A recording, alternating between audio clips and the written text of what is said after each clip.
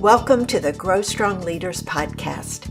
I'm your host, Meredith Bell, and I interview business leaders who are committed to their own growth and the development of everyone on their team. If you enjoy my podcast, be sure to subscribe and rate it on your favorite podcast platform. Thank you for joining me today. I'm your host, Meredith Bell. And if you are a regular listener to my show, you know how much I enjoy bringing on guests who are focused on their own growth and development and also committed to the development of others. And with that in mind, you are going to just love my guest today. I'd like to welcome Anthony Berryhill. Anthony, I'm so glad to have you with me today. Glad to be here. Thank you. Well, I can hardly wait for our conversation, but I think it's important to let my audience know more about you before we dive in. Anthony is the owner of Elite College Hacker, a consulting firm that specializes in helping students of color, both in the U.S. and in Asian countries, gain admission to America's top undergrad, medical, and business schools. Anthony was most recently the Vice President of Learning and Program Management for PIMCO, the country's top fixed income investment firm. And in this role, he designed the firm's employee professional development strategy with a particular emphasis on an inclusion-focused learning approach. You're going to love Anthony's career and life story. It's one filled with ethical hacking, and he has spent the last 20 years teaching others his self-taught strategies on how to gain social mobility. Now, Anthony is a former resident of New Orleans' 9th Ward, and I know everyone in our country became familiar with that neighborhood when it was wiped out by Hurricane Katrina. Anthony was a first-generation low-income student who attended Stanford for undergrad and is an alumnus of Yale's doctoral program in political science. And on top of all that, he's also an award-winning competitive debate coach. He has coached 3 national champions, 1 at the college level and 2 at the high school level. Anthony, that is quite a story and resume. And of course, I know you have such an interesting journey. Interesting is not even the right word. Fascinating, astonishing. It's really quite remarkable. And so I would love for you to share with my listeners what happened there. What's the journey that brought you to working with students today? Yeah, I'll try to be concise. My story could be a Hollywood movie. A little bit of context. So in terms of the lower 9th Ward, I was, the youngest of 4 brothers. My older brothers were also African-American males who kind of did what they were supposed to do. They went to school, they had girlfriends, they did all that kind of stuff that we normally expect. Whereas for some reason, when I was born, I was a super quiet kid. I loved reading math. I love reading math, video games, all the things. And my parents said, "What's wrong with you?" So we had a lot of fights. And that's where it kind of started, which was recognize. And I knew even as early as 7 or 8, when I was going through the New Orleans public school system, that I needed to get out. The schooling system in that neighborhood at that time was very much kind of indicative of the phrase that was now known now as like school to prison pipeline. The schools I went to were very much like that, even from the elementary school level. So there was a lot of things like bullying and, some of the things that teachers would do that were just inappropriate. I'll just keep it to that. So then I realized at a young age, it's like, if I don't do something different from what I'm expected to do as an African-American young male, I'm in trouble, right? Because we could just go on and on, teen pregnancy, AIDS, all this other stuff that's happening to most people from my background. So that then led me to a program called Breakthrough. It used to be called Summer Bridge, now Breakthrough Collaborative. In New Orleans, I went to my elementary school because it was one of the lowest performing and most dangerous schools. Yes, elementary school. And they said, we know there are some smart kids here. Do you want to make friends? Do you want to not get beaten up for studying? And I said, yes, me, please. And I was one of the only 2 people to do that. And that was the first part. It was literally life-saving. where I finally met people who said, hey, it's okay to be smart. It's okay to want to get A's in school. Because that was not the culture at the elementary school I went to, which was it was elementary. And then that program helped me move to and did a lot of the work on the financial aid aspects, et cetera, in terms of applying to Isidore Newman High School, which is a very intense, very rigorous high school. The same high school where the Eli and Peyton Manning went to give you a sense. Mm. And that really supercharged everything. I was no longer bullied. I was super protected. They spent money for me to go to debate tournaments. That school is the ultimate of inclusion and diversity in that regard. And I think from there, the rest of the story follows, where I got a college counselor. But what I started to do, even at that high school, was I recognized, I think this is important for me to kind of slow down and really focus on, to survive that high school, I had to really figure out a new strategy for how to study, how to pick classes very intentionally, and a lot of the things that my parents had no idea what was going on. And what I noticed is that a lot of other students from my background who would go to that school, they would be C and D students, not because they weren't smart or hardworking, but because they weren't told kind of how to hack the system, so to speak. They weren't told, hey, here's how you speed read. They weren't told how to memorize. They were told how do you get an A on a test where you only get 10% for memorization. And those are the kind of things that aren't spoken about. And then after that, I realized, oh, this also applies to high school debate. This also applies to a lot of different things, where I think there's a real opportunity, especially nowadays, to kind of unravel how to do well. And that's been my mission. I had to teach myself and get myself out, and to help others who also need that kind of help. Thank you.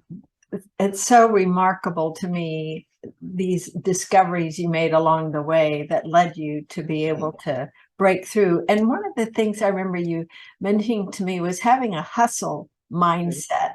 And so tell us what that is and how did you come to develop it based on the environment you grew up in? Yeah, I want to make a slight, I think hustle mindset, since we talked, I think it's gotten a bad name from some other individuals as hustling is working 100 hours with no pay. That's not what I'm talking about. When you say hustle mindset, another way to call it is this opportunism. So it's recognizing I may not know what this is about, but I will take the risk and apply and work quickly. So for example, had I not just said, you know what, let's just figure out what this breakthrough collaborative thing is, I probably wouldn't be alive today. And I certainly wouldn't have applied to a place like Stanford. So that's part of it. One is just recognizing opportunities and seeking them and actively always searching for new opportunities. Kind of like anyone else would should be doing, right, if you're trying to get a job. That's one thing. I think the second thing, part of that mindset, is doing things you don't want to do. And that's very hard for people. It's, all right, I have a deadline. I have a 15-page paper. I'm staying up late. Or I'm taking EP calculus. This is a real example. And the teacher said, you have to memorize the fundamental theorem of calculus proof, 35 steps, no numbers. So that hustle mindset means, okay, I'm in trouble. What resources can I find to figure out how to meet this challenge? And what I've noticed with a lot of students and adults and people in HR, it's a lot of, I want things my way and give it to me, I'm entitled. Whereas I think a hustle mindset is the opposite. It's what do I need to do to achieve the outcomes I need? And sometimes that's a lot of work. And sometimes it's a lot of strategy. And I think that's where I'm making hustle mindset. I think people think hustle mindset is let's do a bunch of dumb stuff because it feels good for my ego. In fact, the hustle mindset is very ego destroying. It's very much what do I have to do to appeal to my audience or my judge or my teacher or the person I want an opportunity from. Mm-hmm. I love that definition. It makes so much sense. And, to me, the big aspect of that is commitment. Mm-hmm. You're not just realizing what needs to be done, but you're making that commitment to do whatever it takes. Mm-hmm. And so you actually did that in your application to Stanford. And I really want you to tell the story that you shared in that application that caused some of the members of the committee to even cry. I mean, that's pretty profound. So it's a really important story. Yeah, I don't know if it's the Stanford Admissions Committee, but it was certainly, obviously it worked. This was, I think we're talking about the personal statement, where Honestly, what I did in my personal statements, what I have all my students do, is just tell the truth. So at that time, I was 17. My mom and I fought all the time over these cultural issues. She hated the fact I did debate. She gets it now, but she hated that I did debate. She hated I did calculus. My dad even worse. So I'm thinking, how do I explain my life for that I'm a 17-year-old, I have no car, no dating history, no money, and I take 3 buses to school. And then I go to debate tournaments for my weekends. I didn't know how to describe all that. Like this is a story that intersects racism, sexism, all those things, primarily from people of my own race. So how did I describe that? And I think so. The story I told is, I had a title. It was called "Saving Private Berryhill," but the story I told was I don't belong anywhere, which is exactly how I felt. It's like I live in one hand in an African American community where even my own family, sorry, my parents don't accept me, and then I go to a high school that does accept me, but I feel like an alien. I don't know what's going on. What's this language I'm hearing? A cute example is like people would play like Dave Matthews Band, and I thought, what is this? This stuff. So my story was, since I was 5, and when I got conscious, the story was that I live in a war, where there's two sides, particularly New Orleans, which has a lot of racial segregation. Where I live in the Black world, so to speak, living in the inner city where people don't understand what I'm doing, don't even consider me Black sometimes. And then I go to a school that is very welcoming, but I'm alien to that environment too, and the two worlds don't understand each other. And the motif I used was as a war, that I'm a soldier fighting a war. And I need kind of like Private Ryan is the model I use, where it's like he's in both sides of that fence. He's like, I get where the United States is coming from, but I get where the other side's coming from. And he's seeing death everywhere. And that's what I had in my head, which I think is accurate, right? When I think about what happens to particularly to urban Black men in that neighborhood, we're talking 20% graduation rates if you're lucky, right? So the argument I made in the essay, using a lot of examples from, let's say, elementary school, one case where I was spat on by a student and the teacher was totally okay with that. Once I had to stab a kid and in 3rd grade because he was beating me to a pulp because the teacher was like, you're the class monitor. You have to tell on people who act up while I'm gone to smoke. No kidding, that actually happened. To going to high school where I'm thinking, what I did was I remembered, talked about a lot of particular moments, i.e. a moment when I came home from one of the national tournaments as a trophy in the I got from there with a trophy, 100 pieces of papers, in a backpack, and I'm walking past people to get into my apartment who are like, what's wrong with you? So I talked about a lot of those examples, and I ended it with a story of someone who went to the elementary school that I was talking to, a very abusive one, and I, reflecting the fact that he was actually killed because someone robbed him for his Air Jordan sneakers.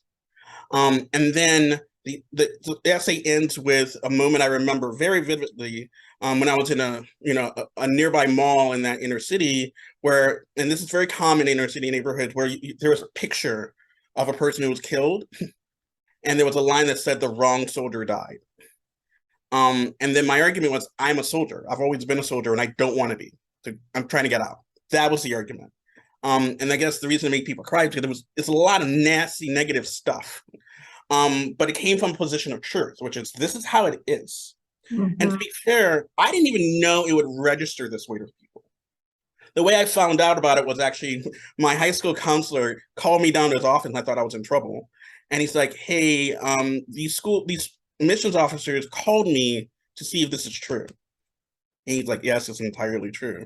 And then he's like, well, yeah, the whole admissions committee cried. I think you're getting in. And he was right. So that's the story of the essay. Mm-hmm. It's just, what is my truth? And how do I tell it through specifics? So I was not one of those writing about climate change, although that wasn't the topic back then, or I want a school with great academics. None of that made sense to me. I thought, let me just tell my story because this is where I'm coming from. Well, it's such an amazing story.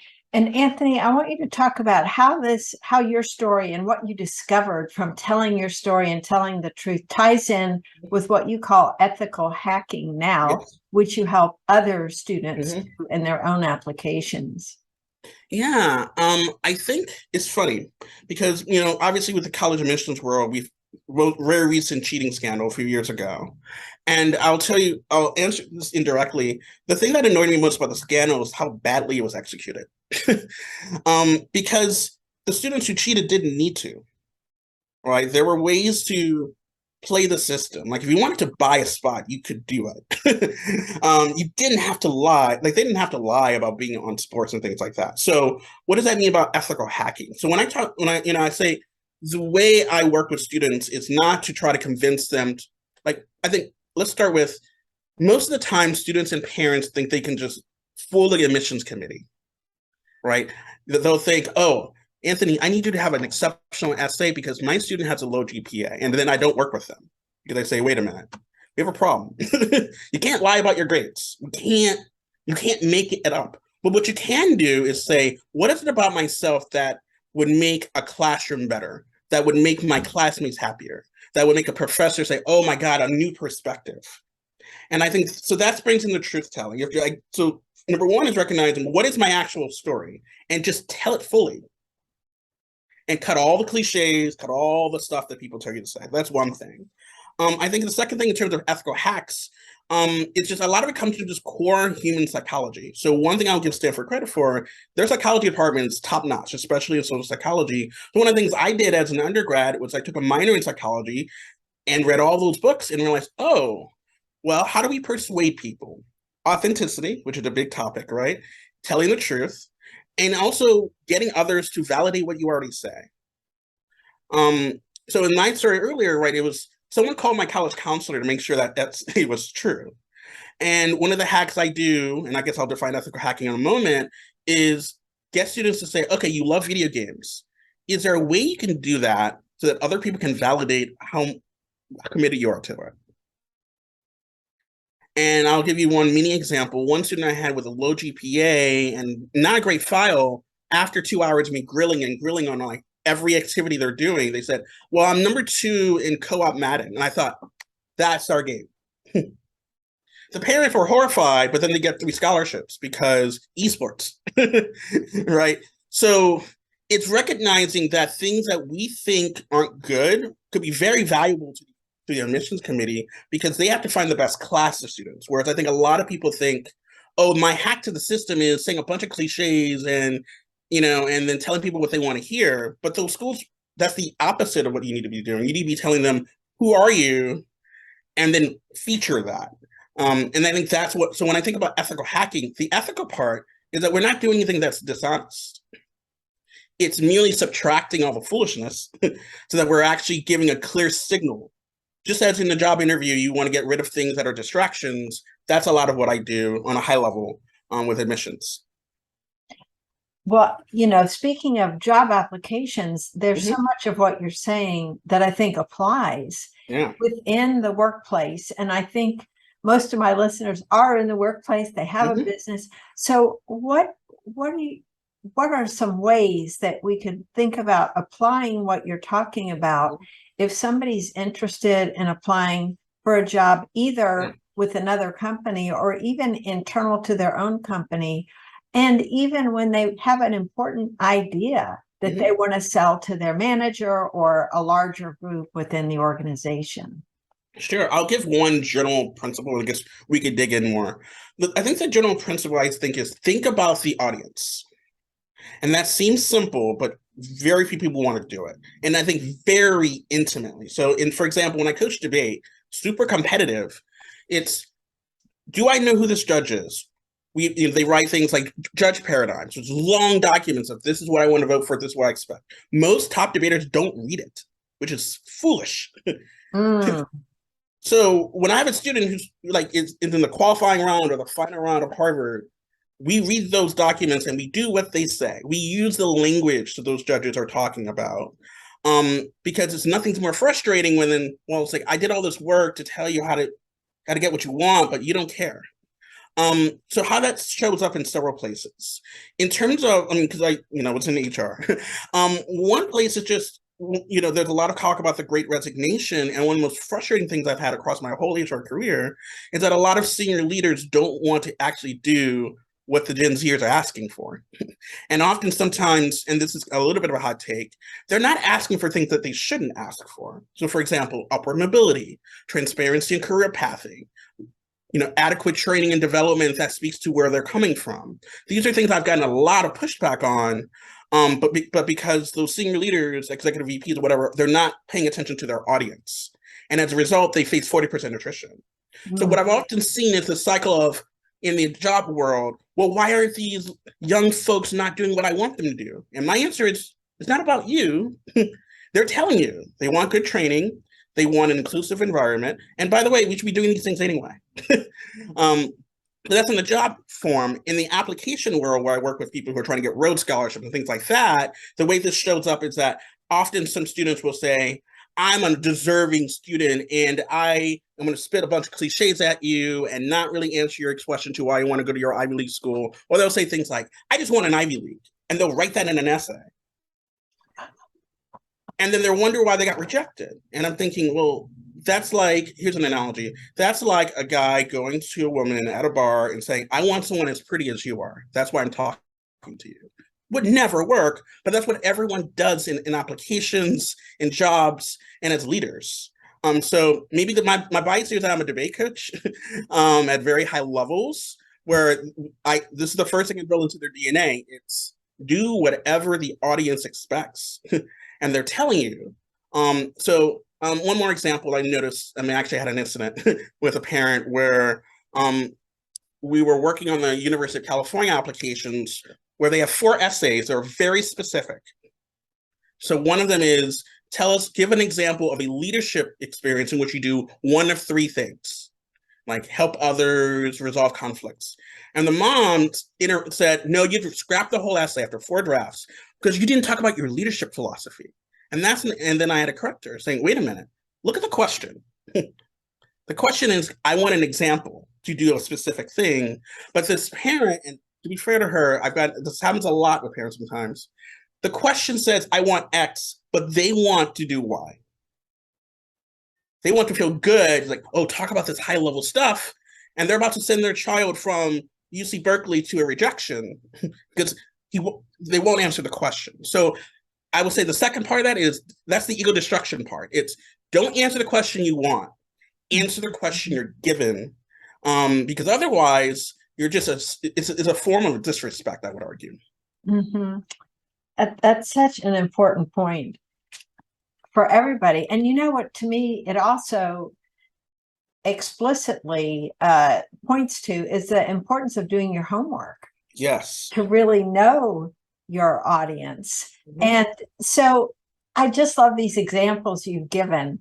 And with some of these students that you're helping apply to their dream school, what are some of the things that you help them do or explain to them to help them find out more about their audience so that they do not just answer the question correctly, but really touch into at a deeper level the audience that's reviewing their application? There's several things. I'll start. The first thing I try to reduce the noise around the student. And this shows there's a lot of examples here, but I tell them, first off, don't listen to your friends. The amount of theories that are catastrophically wrong, like game-ending decisions, it's just unbelievable. So I say, don't listen to your friends. And sometimes I don't let them listen to their parents either.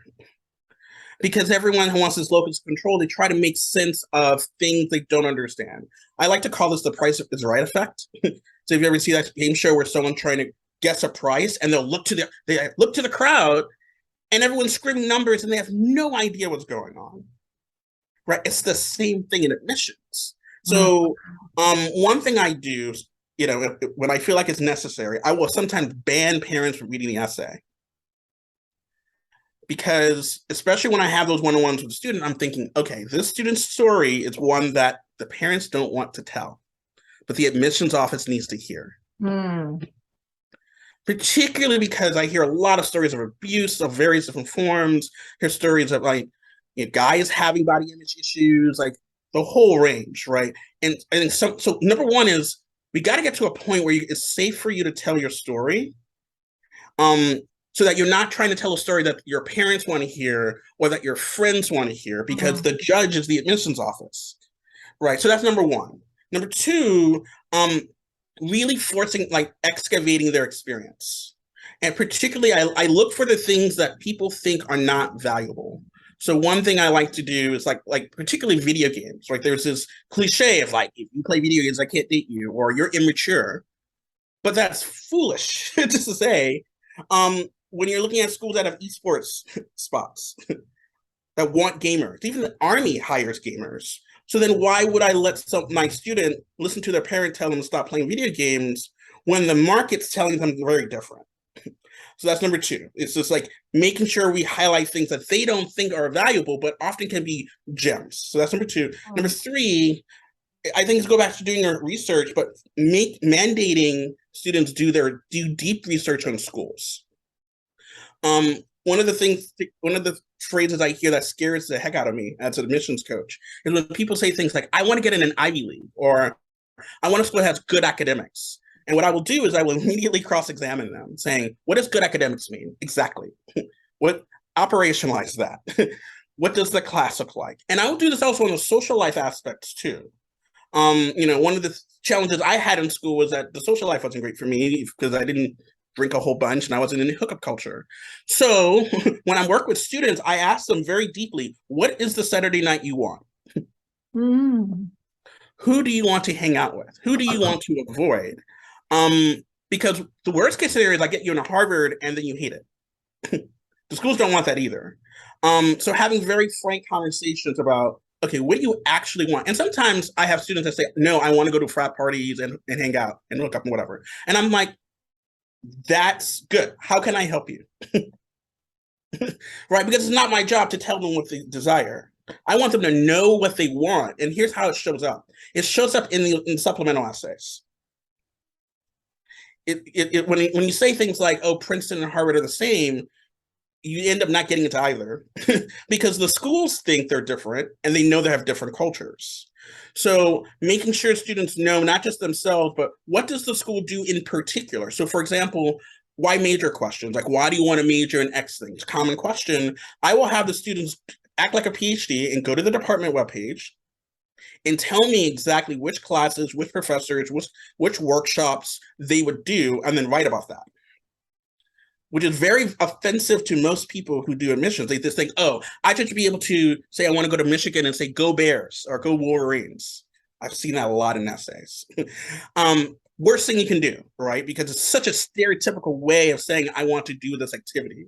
Versus, I know something that most people don't talk about, i.e. your subpoint of your robotics team.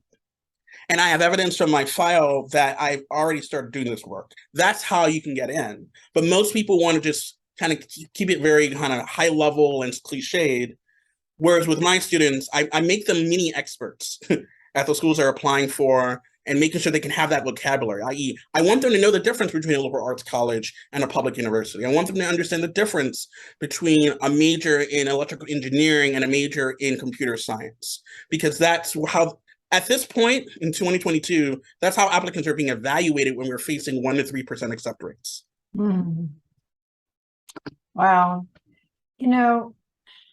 What you're bringing up is so important. And as I'm reflecting on the various points you've been making, it goes back to that commitment, that willingness to do the work. It's not and yet you're giving a beautiful blueprint of what does it take in order to do this. It requires someone skilled like you, though, to ask the questions, not be afraid of what their answers might be, and in a way shake them up a bit. Not physically, but mentally. Yes, really get them to think. And so tell me some of the other questions that you ask them that maybe certainly their parents wouldn't ask, but maybe nobody else would ask, that you've seen really be difference makers in the way they complete their application, tell their stories, or whatever else that helps them become successful. Sure. I mean, think of, here's one, and this is particularly for Stanford, because people think Stanford, go up there and look prim and proper, which is the opposite of Stanford. I will ask, what do you love to do that others don't approve of? I mean, so I had a student who got in who's Chinese, but per Tibet. That was an essay. And they got it. Right. So, or here's another one. I asked them like if they've had any experience of being bullied or marginalized. And sometimes, I mean, I hear some stuff, right? And then I say, hey, and they'll say, I don't want to talk about that. That's negative. That's another one of those worst advice in history. Don't be negative. Terrible advice. Anyone who says that should be not working with students, because sometimes the negativity has a positive element. So I will ask them, and often without the parents there, like, I want to know the real truth, like what's going on. Because then I'm like, oh, that explains why you got those B's. That explains why you do this activity. That's the story of your application that we can actually sell to an admissions officer. In other words, the way I think about it, and I actually tell my students this, is imagine you're someone who on a Friday night has 200 applications, their pets are running around, they have 2 babies, and they're reading these cliche, terrible essays that 90% of students write because their parents think that's what you should do. What can I say to that person to feel like, oh, I have a connection to this human being?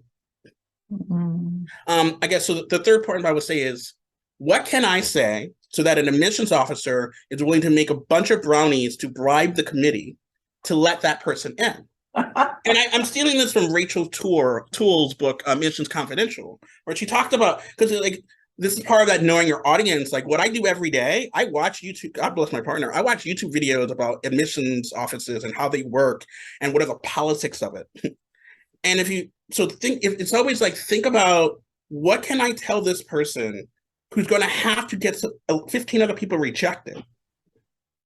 What I give them? I got to give them something, like, this is a person who did this or did that. And I think a lot of students are so afraid because they don't want to be, they want to be cool, they want to conform, they want to be popular. But in admissions, when you're facing 2% or 10% or 20%, cool and popular and obedient doesn't get you there. Being distinctive, as Harvard likes to call it, being yourself. At Stanford calls also intellectual vitality. I would encourage anyone listening to this to look up that phrase and how Stanford defines it. It's the students who are willing to continue a conversation about their courses in the cafeteria. That's not cool in American high school. But it's the number one thing that Stanford evaluates people on. So what I ask students to do is like, tell me what you nerd out about. And then we're writing essays on it. So the most recent example, a student, Asian American student, which is one of the hardest populations to work with. And I asked that question, what do you nerd out about? And she's like, well, I nerd out about kind of non-binary characters in video games. And I'm like, tell me a video game that you like. Last of Us 2. It doesn't matter if I think that's nerdy or dumb. It was in a Dartmouth essay, and she got in. Because she's like, I'm a gamer.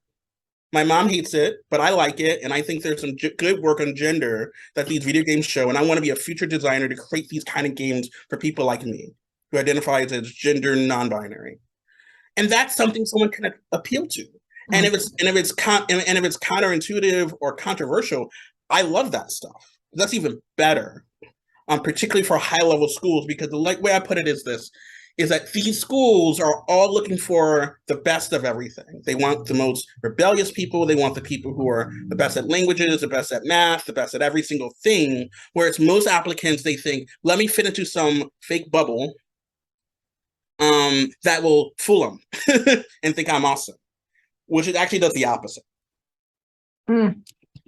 This is pure gold.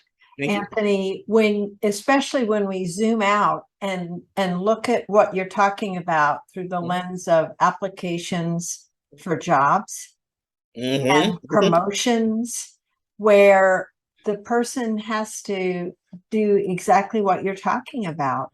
Look at what it is they nerd out about. How can that be a contribution to the company? I think that's the key. It's that whole thing with the audience. And in a in a work environment, you really have multiple audiences. You have your own manager, you've Yeah. got your team members, you've got the executives, you've got kind of the company at large. Mhm. All of the suggestions that you've been sharing to me apply beautifully in that same arena.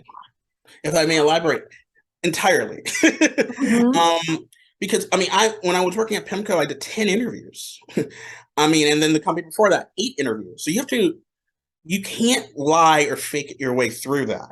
And I've noticed with particularly good interviewers, they will deep dive on something. They will ask questions. They'll try to read your energy. They'll try to read your vocabulary. It's wild what they'll evaluate you on. And I think what I've noticed is that clear honesty and authenticity is the number one thing. But people walk into interviews thinking, I'm so nervous. Let me show my nervousness and let me say the right answer. I don't want to really tell you a weakness. But they don't realize that they're sabotaging themselves badly. So a person who would get the job doesn't get it because they're trying to act a part. I'll give a good mini story here. I was working at a Yale summer camp that had some unofficial connections to the admissions office. Like these are high level students. This was a recruiting end of Yale. And I was working with an agent and a student from Hong Kong who didn't really fit in with the other kids who were very kind of preppy, overly privileged kids, like legacy times 10. And I knew he was doing an interview while at the camp, and I knew his interviewer personally. And I, of course, didn't break any boundaries. But the kid asked me, "Hey, Anthony, what do I do? I'm not like these other kids." And I'll be with a specific. He's the kind of Asian boy who loves drifting in cars, loved sneaker guy, loved his Air Force Ones and all that other stuff. And I said, "Please communicate that. Tell them those hobbies." And the reason I told him that was because at Yale, and he was interviewing with someone who's a current undergraduate. Hmm. Who would work on the admissions committee. And guess what the criterion is? Not officially, but you're being evaluated as a future dorm mate. You're being evaluated as someone, even if you're talking to the admissions committee officers as your interviewers, they're evaluating you in terms of what you contribute and how you would be with other people. So when I told him, look, you need to be yourself and don't act like these fake kids. Please don't. That's not going to get you the rating you need. So he went up there and talked about drifting cars. He talked about all this stuff. His interviewer came back to me and said, I gave him a 9 out of 10, and not in the Yale scale, not officially. It's hard to get high ratings in interviews. And the reason was, that's the coolest person. I could totally connect with them. They were unafraid to tell me what they really liked. And I'm like, that's the point. And then, of course, they got into Yale. Mm-hmm. That's so great. I love that. That's a beautiful way for us to conclude this conversation, even though it could keep on going. Yes, it could. Because you're just so fascinating. And I really value all the things you've shared today, Anthony. Tell my listeners how they can connect with you, learn more about your hacking services. Yes, I am wearing the polo. Any other contact information you'd like to share? Yes, so I have a website, www.elitecollegehacker.com, all one phrase.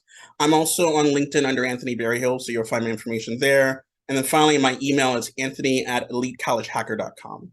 And I'm more than happy to have conversations with people, whether or not they need help on college admissions or otherwise. Well, I agree. You're such a fascinating person and just a remarkable human being. I've enjoyed getting to know you, and thank you for all the wisdom you've shared. And I just want to say, I admire so much all the things that you've done, not just for yourself, but your way of giving back to others, to be helping them in their own journeys. I just think it's fabulous, and I love what you're doing. So thank you for being with me today. Excellent. Thanks for tuning into my podcast.